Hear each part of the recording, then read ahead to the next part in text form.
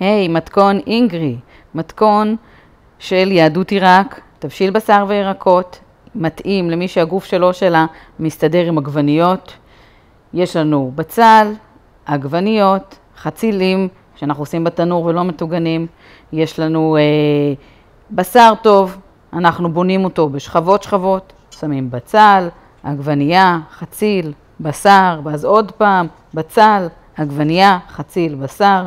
מכסים הכל ברוטב, ומעל הרוטב אנחנו נשים צלחת, כמו שהסבתות של פעם היו עושות. הצלחת משמשת כמשקולת ומשקיעה את התבשיל שמתבשל לאט לאט, והופך להיות ריבה ממש של ירקות ובשר, וזה תבשיל גאוני וכל כך טעים, הולך מעולה בצהריים, הולך מעולה לארוחת שבת, הולך מעולה לחג.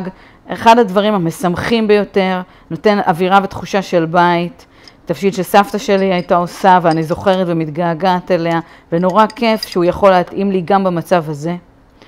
וזה בגדול תבשיל כל כך טעים, כל כך טעים. תראו אותי כמה שזה טעים.